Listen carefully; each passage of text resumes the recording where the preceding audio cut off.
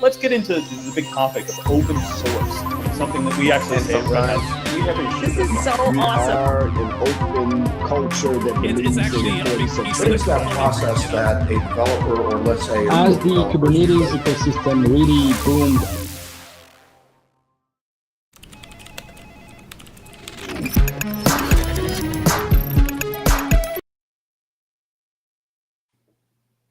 Hello, welcome, good morning, good afternoon, good evening, wherever you are in the world. This is the Ask an OpenShift admin live stream. I'm Jonny Rickard, and you may notice that Andrew is not with us right now.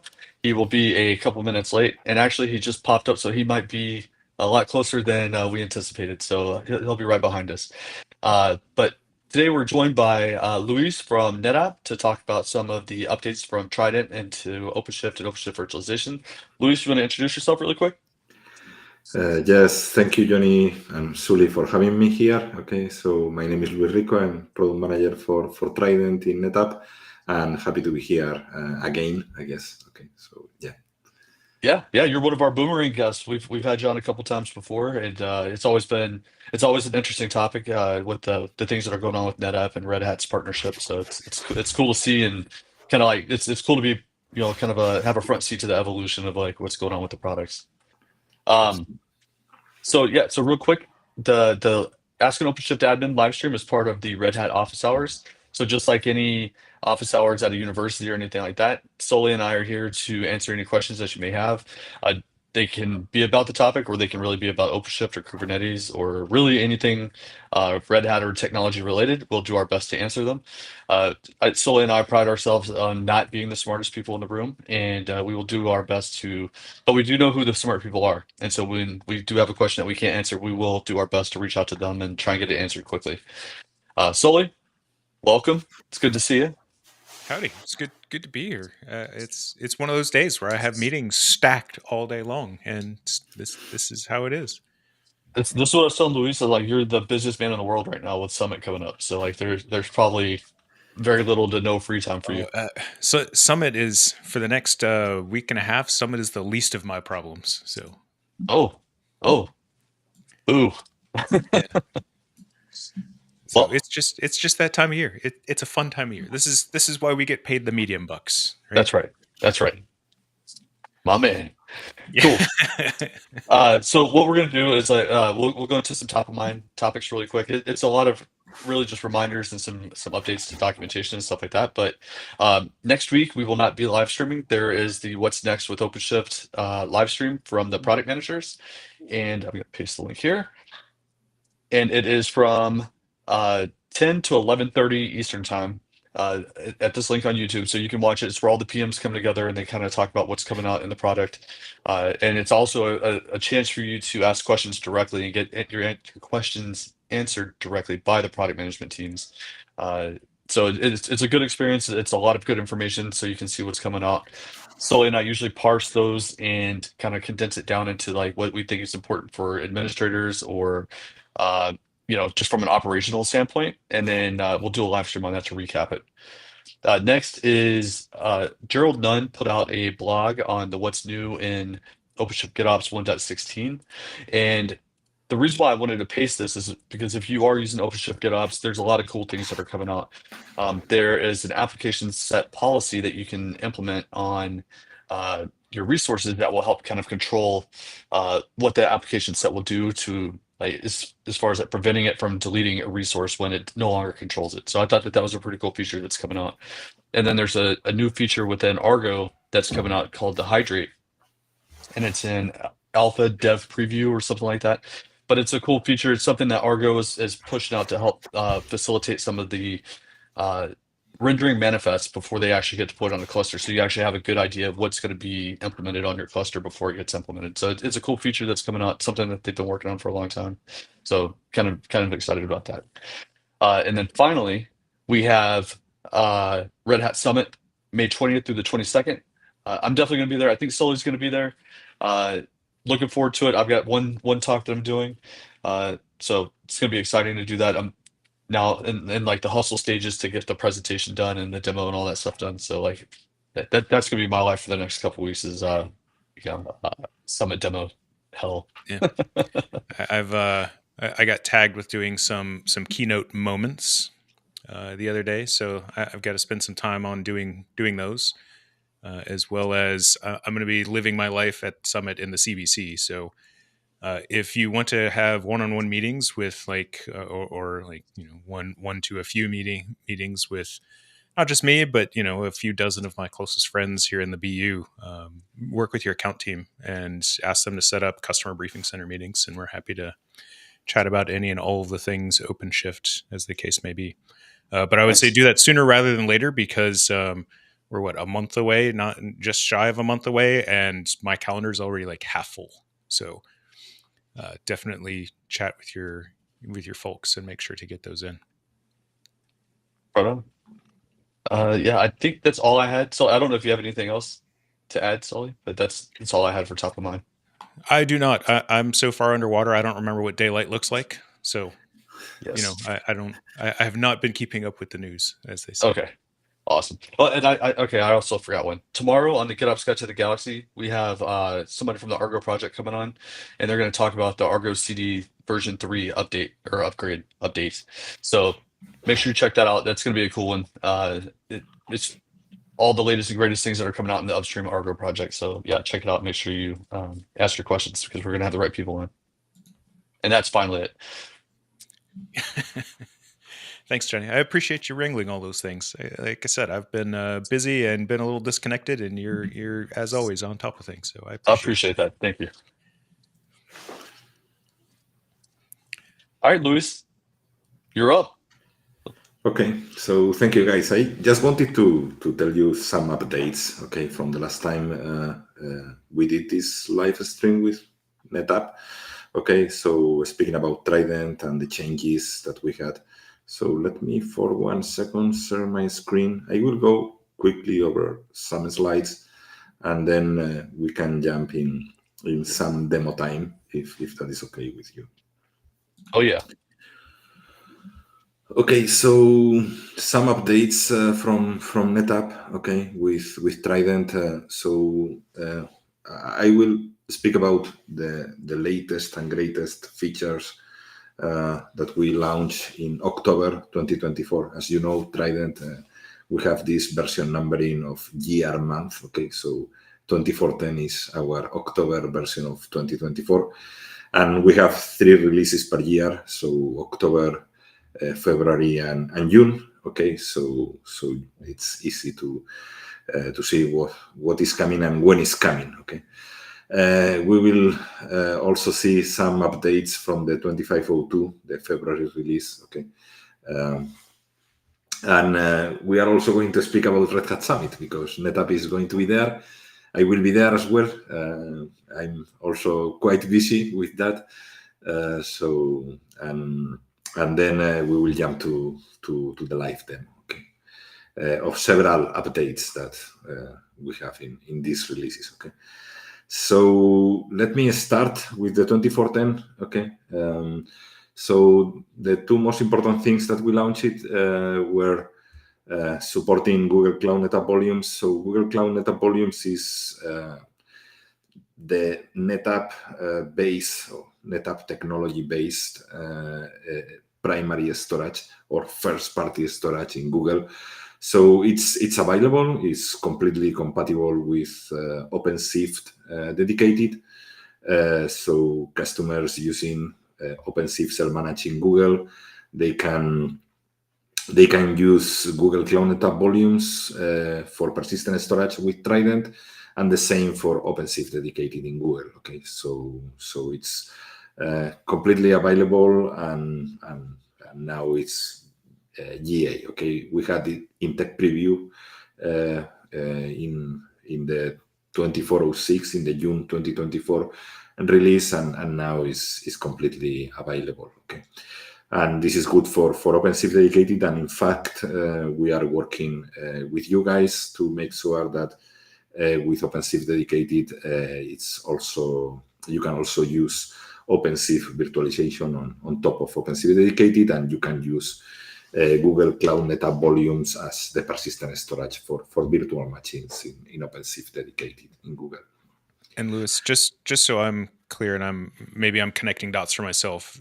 So NetApp has equivalent services in other hyperscalers, right? So like AWS, FSxN. I don't remember what the Azure one is called, but Azure NetApp Volumes, Files. Azure NetApp Azure NetApp Files. Yeah. Okay. And yeah, this is the latest one. Okay, so we started with Azure NetApp Files years ago. We added also years ago FSx for NetApp ONTAP in AWS, another first-party storage for the hyperscaler based on NetApp technology, and this is the latest addition, like 1 year and a half ago. Okay, for Google. Okay, so now we have the 3 main hyperscalers using NetApp technology. Okay, and first-party storage. Okay, so it's really sold by Amazon, Azure, or Google Cloud, but it's based in our technology. Yeah, and just to poke at the value here, right? It's really focused on like, because you get it through the hyperscalers marketplace, right? And it's one of those like, I want a NetApp volume. I go through, I click the button, and it's there for me. I don't have to do any extra work. I don't have to deploy an ONTAP select or anything like that. No, it's not even in the marketplace. It's directly a first-party storage solution. Okay, so it's not third-party things like in the marketplace. So it's directly part of the Google Cloud offering, AWS offering, or Azure offering. Okay, so it's sold by them, in fact. So yeah. It's just using our technology, and with that thing, we are trying to do exactly the same than OpenShift. No, OpenShift everywhere. Okay, so the same experience managing containers and virtual machines on premise or in the public cloud.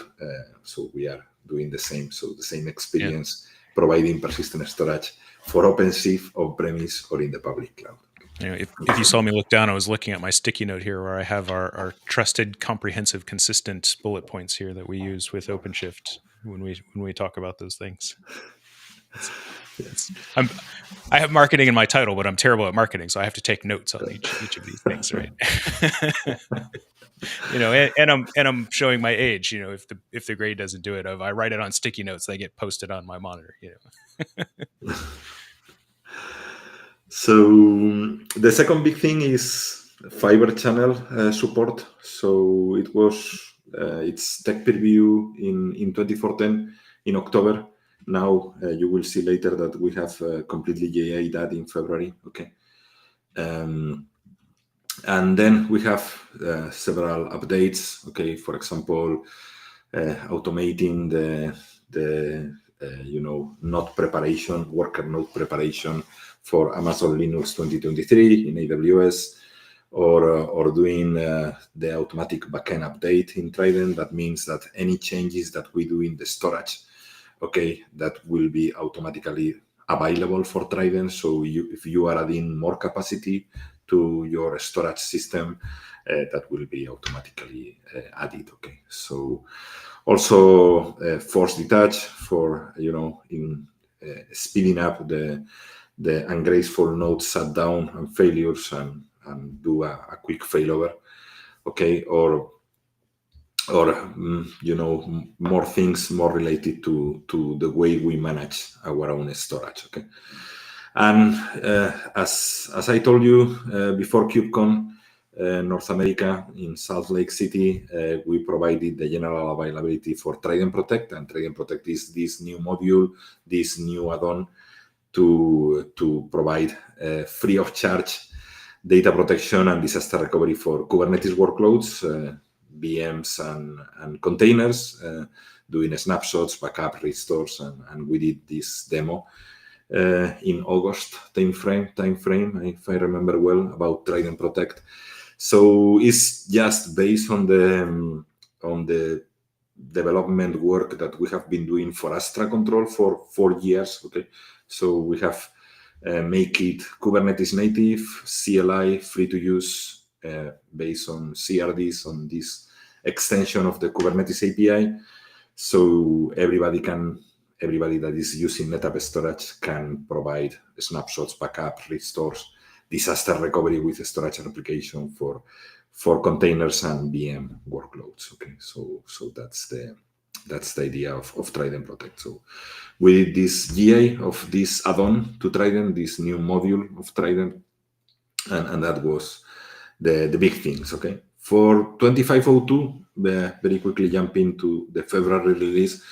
The most important things. So finally, after 2 years or more, Trident is a Red Hat OpenShift certified operator. Okay, in Operator Hub. So we are there. Okay, so it has been a community operator for many years, since Operator Hub existed, I believe. So finally, we made this effort to be a certified operator, and now it has been tested and supported and jointly tested and passed all the testing, and we are happy to provide this clarity and more support for customers, for OpenShift customers with this certified operator. Okay, so this is the big news. Louis, I want to poke at that for a moment of so to your point, yes, Trident has been supported on OpenShift basically since day one. As long as Trident and OpenShift have been compatible with each other, it's always been fully supported. 3.4 version. Yeah, okay. But only from the NetApp side. So the response was always if our joint customers are using Trident on OpenShift, please call NetApp if you have a problem with Trident, and NetApp will fully support you. And through our support agreements, we'll help the customer, right? And the certification was always sort of a nice to have. Of one, it gets Trident listed in the catalog, which is amazing, and it makes it way easier to deploy and all that other stuff. But ultimately, it adds some additional testing that happens on the back end. Or let me rephrase this. It does more official testing that happens on the back end, because NetApp was really always doing that testing anyways. But now it's happening jointly, and therefore it means that you can pick up the phone and call either NetApp or Red Hat and get help. And we'll work with each other on the back end to do that. So I think it's a really great thing. I know it was. I still have a vague understanding of the certification program, so I know that there was, I'm going to say, not insignificant amount of work on the side of NetApp, and I do appreciate that, and I do think that this is really important. So, yeah, absolutely, and I completely agree. Okay,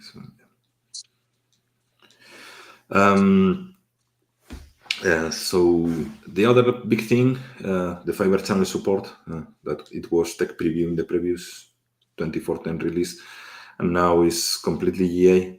Okay, so and we have done this fiber channel support now 8 years after Trident was born, because of OpenShift virtualization. Okay, because we have many customers using Broadcom VMware with NetApp storage through fiber channel connectivity and fiber channel infrastructure, and many of these customers now they are looking for alternatives, and one of the preferred alternatives is OpenShift virtualization, and we are happy to help and to be together in front of our common customers. Okay, and they want to just migrate from Broadcom VMware to OpenShift virtualization, keeping all the fiber channel infrastructure, all the fiber channel skill set, and all the fiber channel love for low latency. And that's the reason we have developed in record time this support for fiber channel protocol. Okay, so just to make sure that all these customers, they can keep using fiber channel protocol, and this fiber channel protocol is end-to-end. Okay, so we are providing fiber channel from the storage controllers to the worker nodes and to the virtual machines in the worker nodes. So we are not providing storage to a software-defined storage in the middle of inside OpenShift, and then this software-defined storage is providing via IP protocol the volumes to the virtual machines. No, it's end-to-end in that sense. No? So now we are happy to provide that support. Okay. Yeah, this one's it's both slightly funny and really impressive to me. Of like, I remember being in the room 8 years ago when we decided not to have fiber channel support with Trident. And it was because the question was like, it's was it 2016, 2017 at the time? I don't remember. And it's like, but who uses fiber channel with Kubernetes? Right, because most clusters are virtual, right? NPIV technically exists, but we're not NPIV, but oh gosh, now I'm going to embarrass myself. Where you can assign a virtual fiber channel, adapter to a virtual machine, like technically possible, but nobody actually did that, and so the decision was to stick with the IP-based protocols for block, and now here we are in 2025, and as a result of macro industry things, we're adding support for fiber channel. And I know that OpenShift virtualization was a driving factor here, but I also can't help but wonder if AI workloads won't also become a consumer of this. When we have, existing fiber channel infrastructure, that is high speeds, high throughput, low latency, and we're deploying AI, model training, model tuning, right, that type of thing onto bare metal to maximize that resource utilization, CPU, NUMA awareness, direct access to GPUs, right, all that other stuff. Like, I can't help but imagine that AI based workloads with heavy data requirements are going to consume that as well. So yeah, absolutely agree. It will be an interesting use case. No? See the access to existing data through fiber channel, and because we have this import capability in Trident, we can import existing volumes as PVCs in OpenShift. No? So yeah, that will be interesting. Okay, finally, as big thing, we wanted to simplify the customer experience for iSCSI protocol. So when you are using an iSCSI protocol, you need some prerequisites in the worker nodes. So you need the iSCSI daemon install, enable, and you need also multipath daemon install and enable, with a specific configuration. And we were asking customers to do that. Okay, so you have to go to the worker nodes and do these things. Okay, for ROSA, it was a problem because customers, they don't have permission to modify the matching config of the worker nodes. Okay, so they have to ask the Red Hat SREs. Okay, and that's the reason we have decided to all these prerequisites, instead of asking the customer to do these things, okay, as a prerequisite to use iSCSI with Trident, we are doing them in the Trident code. Okay, so when you deploy Trident, now Trident is checking if in the worker nodes you have all these things enabled, and if you don't, okay, then we enable them for you, we configure them for you, and then you don't have to do anything. Okay, and this is especially important for ROSA. Okay, for customers in AWS using ROSA and using FSx for NetApp ONTAP, because now it's easier for them to use iSCSI protocol for any workload, or if they want to use OpenShift virtualization with a block protocol like iSCSI, they can do that. Okay, because they don't have to ask for permission to modify the machine config of the worker nodes or create a different ROSA pool of machines to have the right configuration for iSCSI. So I will try to show this, in the live demo part. Awesome. Hey, Luis, real quick, we have a question from rhope9. A few years back, the snapshot functionality was limited to 500 volumes using the Prio class per metro cluster. That change, have that? Oh my gosh, have that changed, or are bumps on the current roadmap? Yeah, we have increased all these limits. So the number of snapshots is still 1023 for any volume. Okay. So and then we have some limits in metro cluster configuration. Is just to explain to the rest of the audience, is our way to do a stretch cluster at the storage level. Okay, so you have two data centers, or three data centers, and two data centers, sorry, and you stretch your storage cluster between these two data centers, so everything is synchronously replicated and it has synchronous mirror everywhere. Okay, and then all the failover is automatic, no? And Trident is compatible with that. So if for any reason one side goes down, Trident is automatically using the other volumes that have been synchronously replicated to the other side to keep working, and the failover is automated. Okay, so you don't have to do anything. It's unattended failover. Okay, and this is also important for OpenShift virtualization customers, because VMware customers are used to this VMware Metro storage configuration that is based on the storage replication of the storage vendors.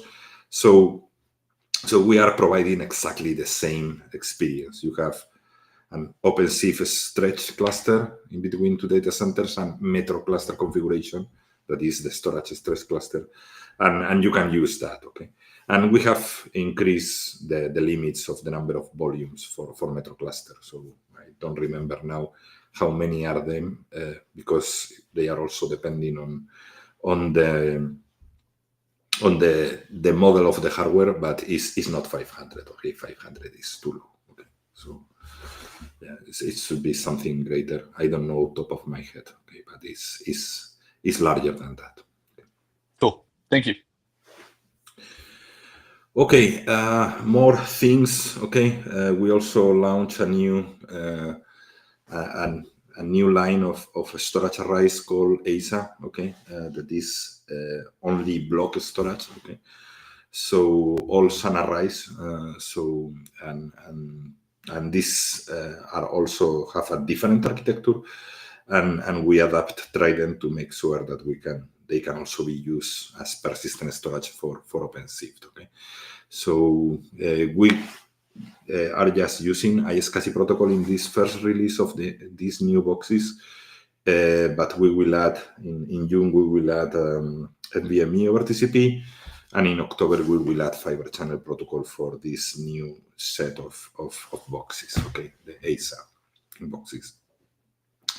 We added also LACs for client-side encryption. We have at rest encryption, part of the NetApp storage operating system. ONTAP is called, and we also have client-side encryption, and we support also in-flight encryption with IPsec and Kerberos. They are quite cumbersome to manage in an OpenShift environment, so we are going to try to simplify that using NFS over TLS and NVMe over TCP over TLS to provide in-flight encryption that is easier to maintain and easier to configure in OpenShift environments. But this is for client-side encryption. So we had LACs support with iSCSI, and we are adding now support for NVMe over TCP, and fiber channel will come later. Okay. So I didn't know about this one. Is it on the implementation side? Are we relying on Trident to basically set up a LUKS volume? And yeah. Oh, that's really cool.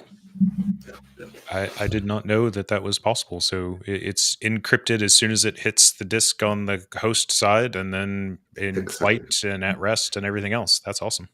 Yeah, and this is and you can have obviously different keys, and you in this way you separate the management of the keys used for LACs that maybe the OpenShift administrator are responsible from the encryption at rest keys that are managed by the storage admin. So you have two different teams managing encryption keys, and this is a way preferred by very large customers that they want to make sure that nobody, so no single team has the possibility to decrypt, the volumes and access the data. Okay, we are also improving the node parallelism for ONTAP NAS protocol. ONTAP NAS is the protocol that we provide for NFS and SMB. And we are going to do this parallelism effort of improving the Trident capabilities at very big scale. And again, one of the motivations for that is OpenShift virtualization, because we have to manage tens of thousands of persistent volumes at a scale. So we are going to improve the parallelism in Trident for the entire year, okay, for the entire 2025. And we started with this, okay. We also added cross namespace volume clone, so you can now do a quick clone in a different namespace. So traditionally with CSI, you have to clone in the same namespace an existing PVC snapshot. So now we are allowing to do that between different namespaces, okay. And we are also keeping improving the force detach things for the ungraceful node shutdown.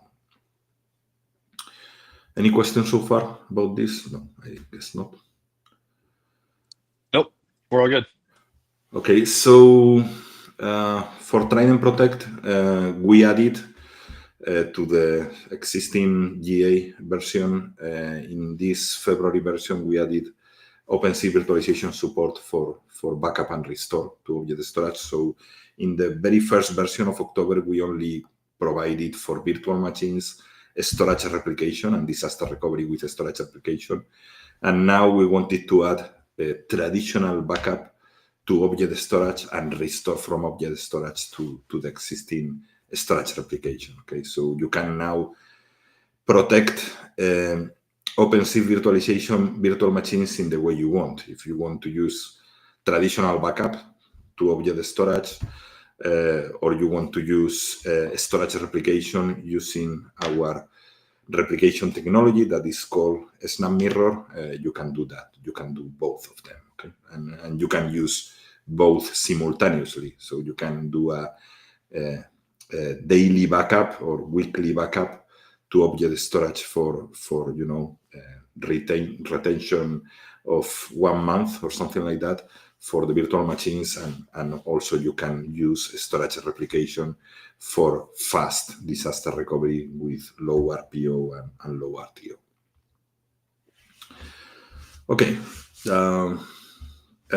so the next thing I wanted to highlight is NetApp is going to be in the Red Hat Summit. We are going to be gold sponsors. We will have this booth 347. So we are very happy to be with all of you guys and presenting there and have a booth there. So I also will be there. So we have several sessions, and I wanted just to highlight 4 of them are related to OpenShift virtualization, so we are quite focused as well. And the first one in Tuesday is related to this, NetApp and Red Hat together in the cloud ecosystem in the 3 hyperscalers. Okay, so it will be very, very interesting to attend that one. Okay, so what we are doing different this year is we are creating a lab for everybody can do hands-on and test the disaster recovery of OpenShift containers and virtual machines with Trident and Trident Protect. Okay, and we want to that everybody can test by themselves how this works. Okay, not only me doing here demos. Okay, and so we have been working with you guys to create this lab, and the idea is this lab will be available for Red Hat Summit, and hopefully it will be available afterwards, so any Red Hat customer, Red Hat partner can access this lab and can play by themselves how to use Trident and Trident Protect with NetApp storage to provide, all the capabilities that we provide today. Okay. So the live demo is going to be based on this lab, by the way. Okay, so I want to thank Hendrik Land and Yves Weiser in the NetApp side that have been hardly working, and also the architect Wolfgang Kulhanek in the Red Hat side that has been helping us to build that lab. Okay, so that is not yet publicly available, but we can spin up a few labs. Okay, to show what's going on. Okay, so this is basically the lab. This is the Red Hat Summit number of the lab, the 2739. Okay, so basically everything is built in AWS. So we have 2 ROSA clusters, each one in a different VPC in the same AWS account, and they are connected to 2 FSx for NetApp ONTAP storage in AWS, in the VPCs, inside the VPCs. We have 2 different CDRs for the VPCs, so we can do, connectivity and connect everything, and there is no collision with the IP addresses of both OpenShift or ROSA clusters. And what we are doing is using Trident in both ROSA clusters, and we have enabled OpenShift virtualization, nested virtualization, not using bare metal nodes because it's very expensive for all the attendees that can use this lab. Okay, and this nested virtualization has some limitations in ROSA, but it's okay for demo purposes and for learn how it works. Okay. So in here we will be able to create, VMs and containers and do backup and restore and disaster recovery for VM and containers. Okay. So yeah, let me just to interrupt you real quick, Luis. So I just want to, I guess, point out or maybe ask a couple of things. There's also a question from the audience here. So I see this is using. So yes, we're in AWS using ROSA. All of that is fully supported. You can use OpenShift virtualization fully supported with ROSA, so long as you're using bare metal nodes. Like you said, this is using nested virtualization, which is technically possible but not supported, mostly as a cost control measure within the labs because bare metal nodes are expensive. And like you said, it's a demo, it's a lab environment, so it's okay if performance isn't as good as we would want in a production environment. The other thing I wanted to point out is it's using FSXN because, we said before, FSXN is super easy. It's literally NetApp, it's literally ONTAP, just available directly through, AWS in this instance. But all of this works just as well on-prem with ONTAP systems as well, right? Yeah, absolutely. So all this functionality is available also for self-managed OpenShift on AWS using FSXN as well. Okay, we are using ROSA because it's, easier to deploy, I guess. But yeah, it's available for on-prem and also for an hybrid scenario. Okay, so you can do this disaster recovery for OpenShift virtualization VMs from OpenShift on-prem to ROSA, for example. That is getting very popular, this option to have disaster recovery of the OpenShift virtualization on-prem in AWS. So you can also do that. Okay, so absolutely no problem. Or the other way around. Okay, so from AWS to on-prem. Okay, on-prem, AWS on-prem, AWS. All these combinations are supported. That just blew my mind a little bit because now with UDN, user-defined networks, being added in OpenShift 4.18 and support with virtual machines and all that makes disaster recovery across from on-prem to hyperscaler or vice versa super easy. Because UDN, we can create those networks on demand. We keep the IP addressing the same across all of them. We're relying on the underlying storage and Trident Protect to do the replication pieces. That's some really cool stuff. That's exciting to me. I have to learn this UDN thing. Okay, so write it down. This. Yeah, it's a part of the overall story is called universal connectivity, and then one of the features of that is what we're calling user defined networks, or UDN. And with UDN, effectively, as a user, I can go in and create per namespace networks. So I create my own layer 2 network with my own IP spacing inside of there. My IP space can overlap if I choose. I can have multiple namespaces, each with their, the same IP space inside of there. I can connect all of my pods and all of my virtual machines in there. It also supports layer 3 topology. So using BGP, I can go in and effectively I go to my network team, and my network team says, I'm tired of dealing with you. Here's a /16, get out of my face. Right. And so I take that /16 and my BGP AS number, I feed it into UDN, and now UDN will carve up networks and then advertise them across the network for me. And it'll work. I can put both pods and virtual machines directly onto the network that way as well. So there's lots of really cool stuff that's happening there. And using BGP. Okay. This is super interesting. Okay. Yeah. There's lots of cool stuff that's happening.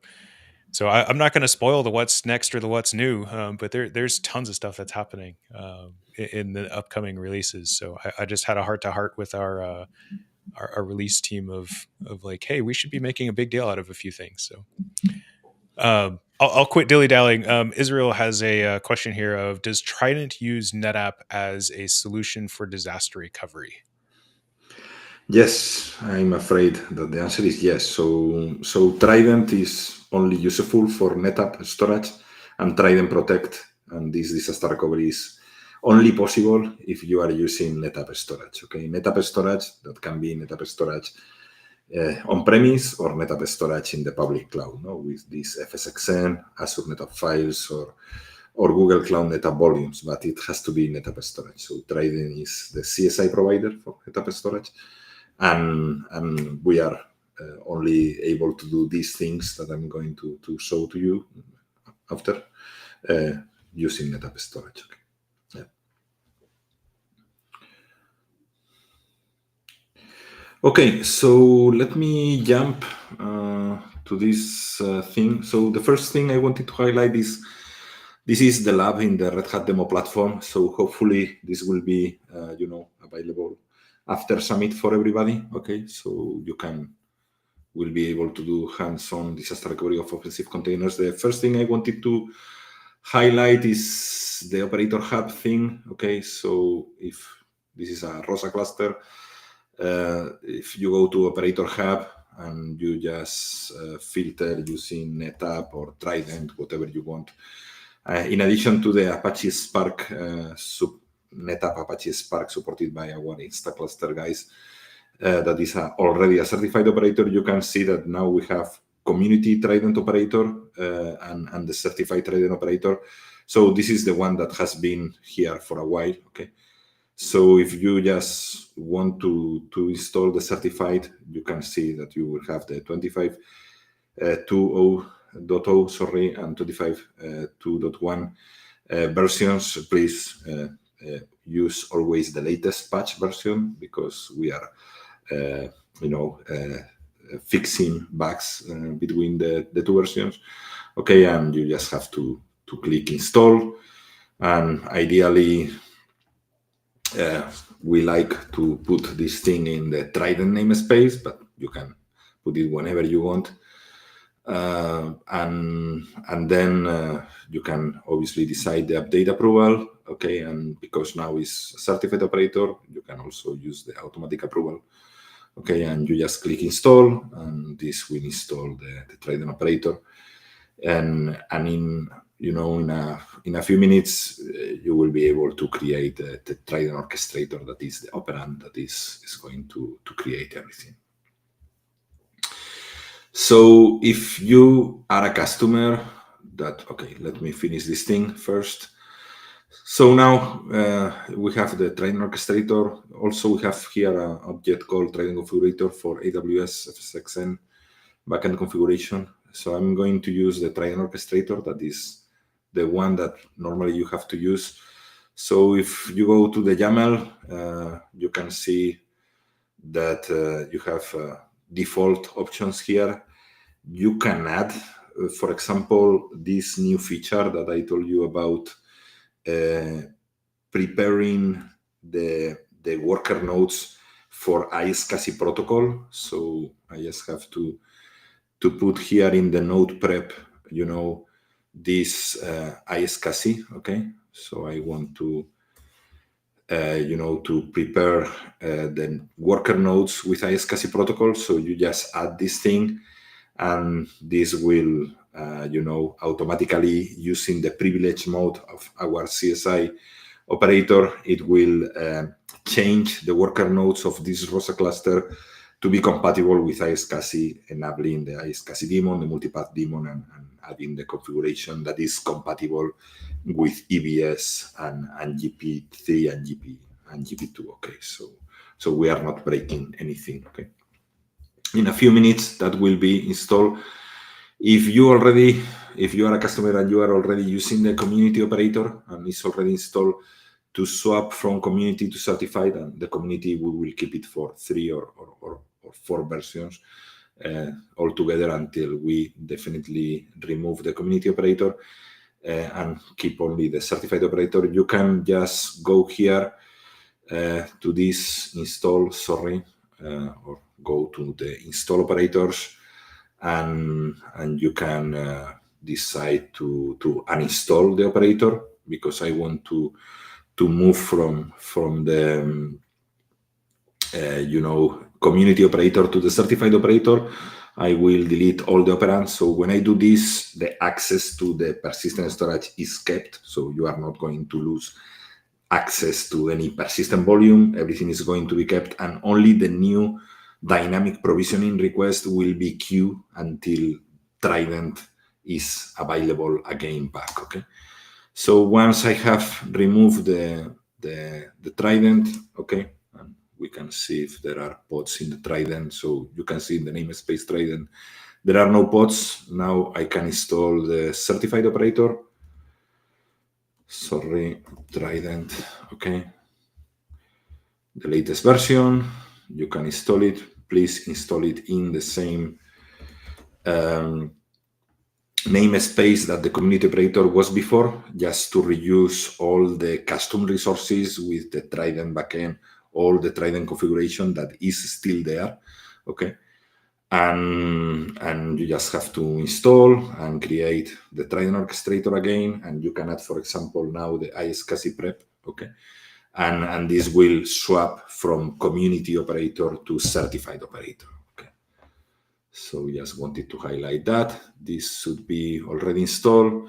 If we go to the pods, we can see, okay, all the Trident controller and the Trident operator pods are both of them running, and all the Trident node, the daemon sets in each of the nodes of the OpenShift cluster of this ROSA cluster are already running. No? And you can see here the 6 containers with all the CSI sidecards. Okay. And this was started just now. Okay. Sorry, because I'm in Central Europe. Yeah. Sorry to interrupt you, Lewis. So we have a couple of questions from rhope9. So one, he was saying that he's been using a Quay pull-through cache to avoid, the Docker rate limits, but to get that working, had to hard code the image pull URLs to do that. Is the certified operating using Quay.io as the registry instead? Not yet.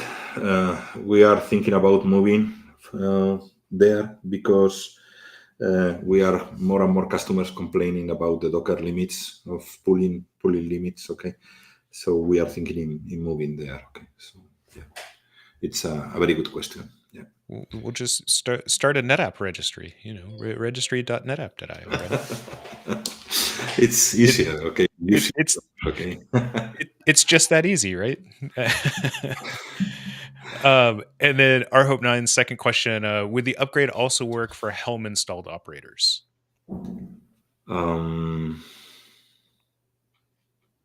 You mean moving from community operator to certified operator?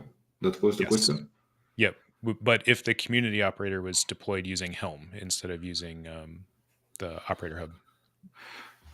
Very good question. I have to check that one. Okay, I'm not completely sure. I believe so. Okay, but in fact, all the objects are the same. Okay, you deploy via Helm or you deploy via operator hub operator.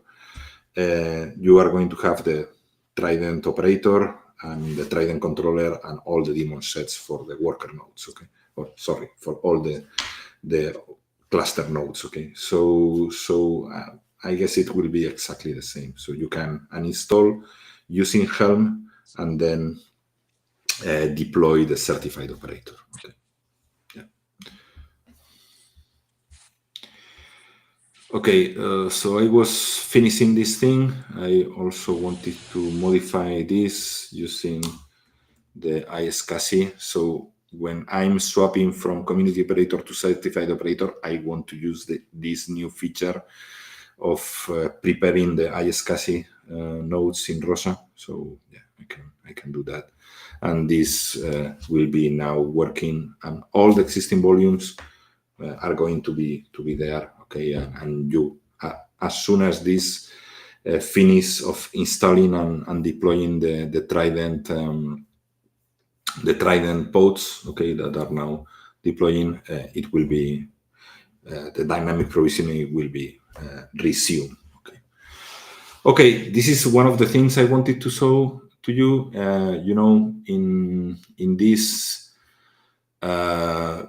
lab guide, you will see everything. So you will have introduction. You will have the how to install and configure Trident. We are using the DR cluster. We have these two clusters, production and DR. And we are going to install in the DR cluster Trident using the certified operator. Then you can provision workloads, okay, VMs workloads, and also containers workloads like WordPress, okay. In the module 4, you will learn how to install and configure Trident Protect. Trident Protect today is only available, the installation using Helm. Okay, is not yet part of the certified operator. We want to make that happen in a later release this year. Okay, but now is using Helm. Okay, the Trident Protect add-on installation. And once you do that, you can start doing backup and restore, container workloads or virtual machine workloads, and also doing the module 6, that is the disaster recovery for your virtual machine. So if you go over this, you can, for example, test that there is a file in your OpenShift virtualization virtual machine that we are using CentOS 9, okay, that is quite compatible with the nested virtualization in ROSA. Okay, and you can go over the steps that you need to perform in Trident Protect to make this disaster recovery happen. So you have to create an application, and an application in Trident Protect is the thing that I want to protect, okay? And this thing can be one namespace or several namespaces with everything on it, okay? In this case, I'm defining my VM, okay? That is the namespace where I have this. This is the prod cluster in the top window where I have my VM namespace, and in this my VM namespace you can see I'm using this CentOS Stream 9 virtual machine that is running and is using block storage through the ISCSI storage class. Okay, I have timeout, so I will have to log in. So you create this application with this namespace, okay? And then you can create snapshots, and these snapshots are not only CSI snapshots. These snapshots they have two components. The snapshot of all the metadata in this namespace, all the virtual machine, custom resources, okay? Config map secrets, okay? And obviously the PVC definitions. And the second component is the CSI snapshot of the PVCs that are being used by the virtual machines. Okay, so we have these two-way snapshots with data and metadata. Okay, and then you set up the mirroring relationship in the disaster recovery cluster. Okay, so in the disaster recovery cluster, you just create this custom resource app mirror relationship that I believe I showed to you in August, but with containers instead with VMs. And this will, do have a namespace mapping. So I'm going to go from my VM in the production cluster to the VMDR in the disaster recovery cluster. And I'm using a lot of things, and I want that my desired state is established, okay, for my replication, okay. And after you do that, then you can see that you have this replication established and you can fail over your application. So let me quickly connect to these environments before we finish the call. Okay, let me retrieve the password of my SSH. Okay.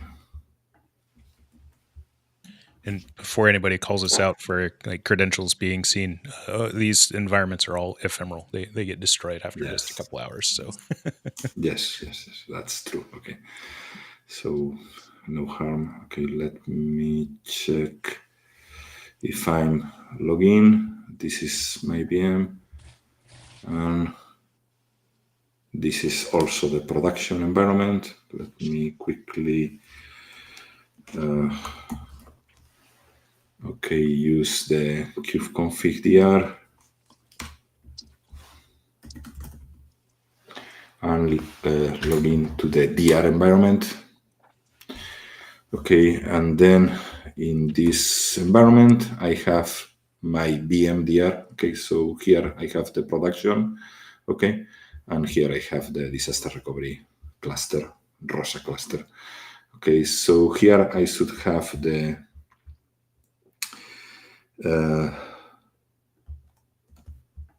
here I should have nothing. Okay, so you can see in the VMDR I have only the PVC that is receiving the replication, and I have the replication established. And this is I'm using this Trident Protect that is a command line helper, but I can also use OC get AMR. Okay, because at the end is just a custom resource, okay? And I can see that it's established, okay? And if I want to get more details about how my replication for disaster recovery is going, I just have to ask the Kubernetes object, and you can see all the details and the status, and, the latest transfer snapshot is from 1 minute ago, I believe. Okay, in Greenwich time or GMT time zone. Okay, so my replication is going well. If I just want to do failover, I just have as of the virtual machine, and we can see also here the virtual machine. So this is our production environment, my VM project with the virtual machine running, and I have no virtual machines in the VMDR namespace in the DR OpenShift cluster.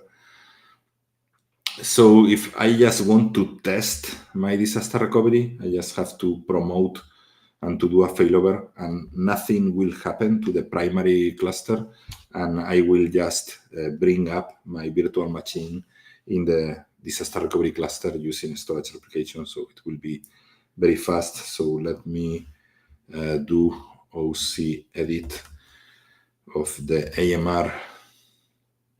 The AMR is in the VMDR namespace.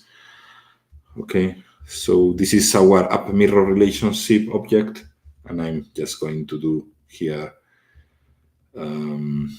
change the desired state from established to promoted, and this will trigger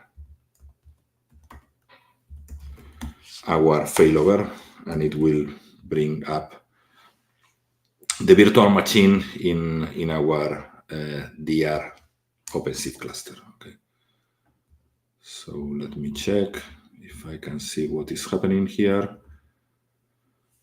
Okay, nothing yet. And hopefully this will trigger the virtual machine here.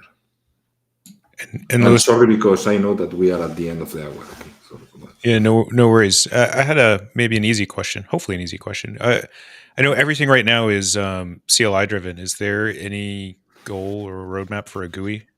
Yeah, this very good question. Right now the objective was to do everything CLI and Kubernetes native so it's easier to automate. Okay, so you can use GitOps and Argo CD to automate everything here. We have in NetApp we have a tool that is called BlueXP. That is a management tool for the hybrid cloud, for managing storage in the hybrid cloud, and this is able to do replication between on-premise and the hybrid cloud and everything. And part of this tool, BlueXP, is backup and recovery. Okay, and this backup and recovery feature is able to do backup and recovery of SQL Server, Oracle, VMware. And we are adding Kubernetes, integrating Trident Protect with this BlueXP backup and recovery tool. Okay, so this will be the first graphical user interface available for our customers.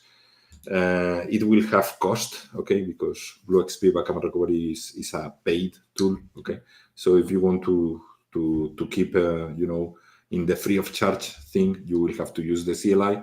If you want to move to a graphical user interface with multi-cluster management and managing all these things via graphical user interface, you will have to purchase the BlueXP backup and recovery solution. Got it. No, that's awesome. I'm happy to hear that it's being added. Yeah. So guys, this is not working. So this is I'm getting a promoting state. Yeah. But the joys of a live demo, right? Yeah, exactly. It should have been go to promoted, not promoting. Okay. So promoted.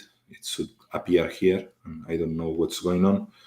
So I guess we have no time to troubleshoot. So please, if you go to Summit, go for this lab and you will experience the demo working properly. Okay, that it just worked properly 1 hour ago. Okay, with this lab environment. So, and after Red Hat Summit, you will have this lab available in the Red Hat demo platform. Okay, so you will be able to experience these joys of the live demos by yourself. Okay. And we do have a question from Nikos. Could we use this for Metro cluster implementations, or is it just for DR scenarios, like data protection we have in OpenShift? Yeah, very good question. Okay, so this is for DR. Okay, so here you have to take action and you have to decide. Okay, I'm going to do a promotion. Okay, I'm going to break my replication relationship and I'm going to promote the virtual machines in my DR cluster. Okay, so you have two OpenShift clusters and you have two storage systems, normally in two different sites or two different regions, and then you decide to do disaster recovery. Okay, for the Metro cluster thing, if you have one OpenShift stress cluster like you have for VMware, okay, VMware stretch cluster, everything is automatic. You don't have to do anything. It's an unattended failover. Containers at virtual machine will keep working in the site that is surviving, in the site of the Metro cluster that is surviving, and in the side of the OpenShift cluster that is surviving. If you have two OpenShift clusters, then we have a roadmap item that is not yet implemented to do failover of namespaces between the two OpenShift clusters. So if you have one OpenShift stress cluster, it's going to work, okay, without doing anything, okay, unattended. If you have two OpenShift clusters, we still have development work to do, okay, to make it work. Got it. No, that makes sense, because with two OpenShift clusters, you have to have some way of basically informing the other one of the objects and recreating those maps, right? So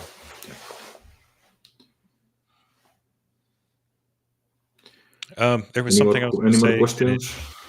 Sorry. There's something else. So about the lab.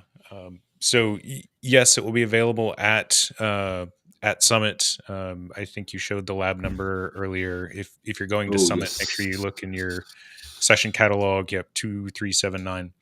So make sure you look in there. You register for it. I'm sure there'll be multiple instances of that happening. So post Summit, there's a couple of different things that can happen. So what I would expect to happen is, for Red Hat folks, this lab will be available on our HDP for at least a year. And then how we make it available to customers is essentially you just have to ask your Red Hat account team of like, hey, I really want to, get hands-on. I really want to see this lab. Can you please provision me an instance of that? And then your account team goes in, and it's literally like 3 clicks or 4 clicks for them to create that instance and then hand it over to you to do that. So I haven't talked with. I saw the person who is responsible for all of the labs yesterday while I was in the Red Hat Tower. But I have not asked them about any updates on making labs more broadly available, publicly available. So it's something that has been a dream and a goal for literally as long as I have worked at Red Hat, of making those Summit labs available to anybody at any time. But there's a lot of challenges associated with that.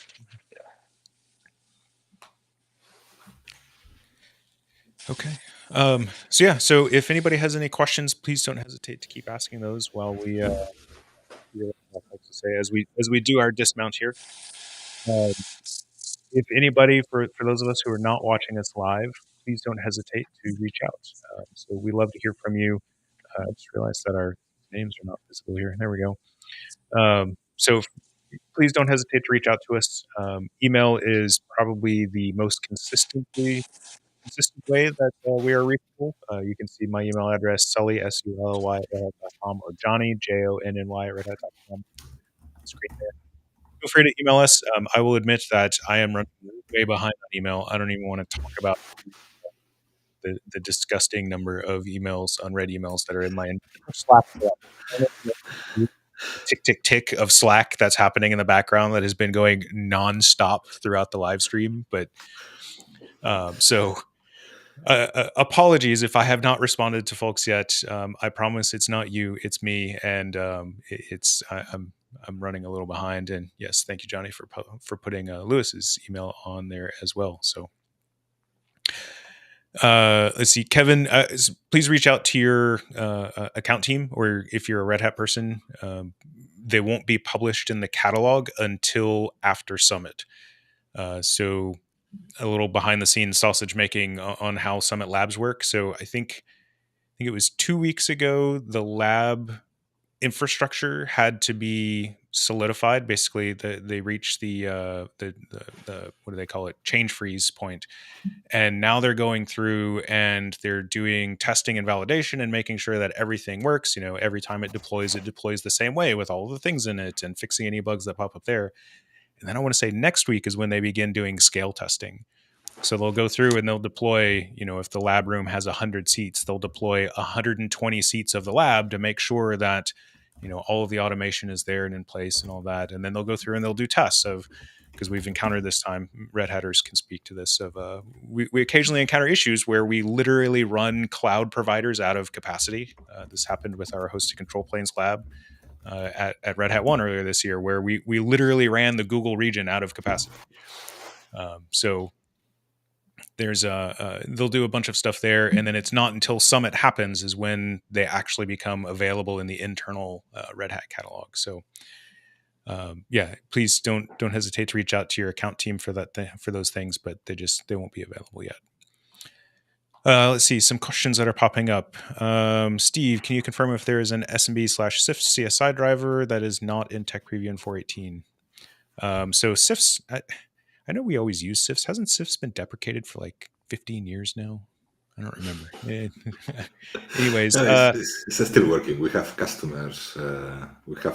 Using brave customers using Windows nodes in OpenShift clusters.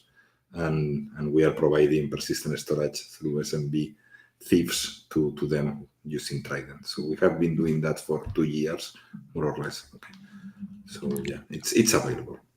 I thought OpenShift had a generic SMB CIFS driver as well. I don't think it's a provisioner. I think it's more like I have this SMB volume. I want to create a PVC out of it, type of thing. But That's what I remember. Yeah. Okay. So whether or not it's in tech preview in 4.18, I honestly don't know, Steve.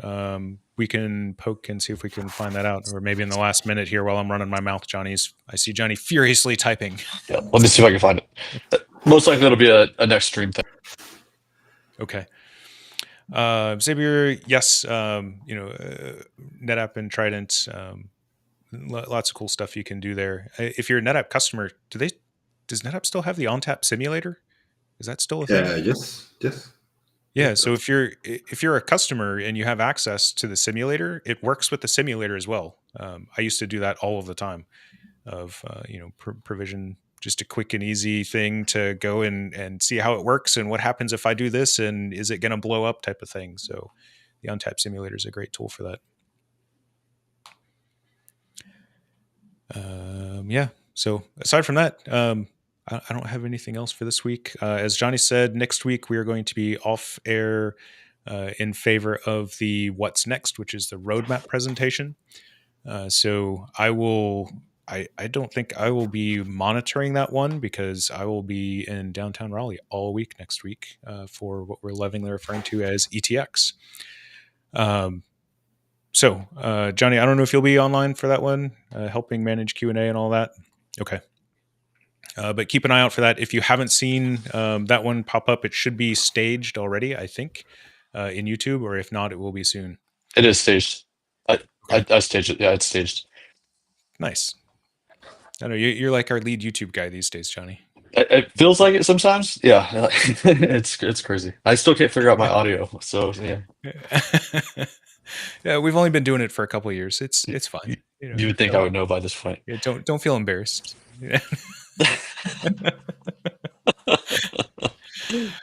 All right, y'all. I'm going to click some buttons here. Johnny, or Lewis, I should say, thank you for coming on again. I greatly appreciate you taking the time. And thank you for inviting me, guys. Yeah, it's always a joy, and I'm always excited. Always excited to see the progress and see the things that are happening with NetApp and Trident, and not just OpenShift integration, but Kubernetes integration. I think it's really cool, the stuff that's going on. So, Thank you. And with that, I'll hand over to Johnny for any last words. Hey, Louis, thank you very much. I hope you had a great vacation. Thank you for coming off your vacation and coming directly into the stream. We really do appreciate it. So appreciate your time. It has been a hard landing, okay, but anyway, happy to be here. Awesome. Thank you. And you're always welcome back. And Steve, just want to let you know that it looks like in 4.18, like the CSI driver is not tech preview, but some of the features are. So just take a look at that link that I shared, and hopefully that answers your question. And if not, shoot Sully and I an email, and we'll try and get you squared away. That's it, Sully. I'm good to go. All right, y'all. Thanks a bunch, and we will see you in 2 weeks. Thank you, guys. Bye-bye.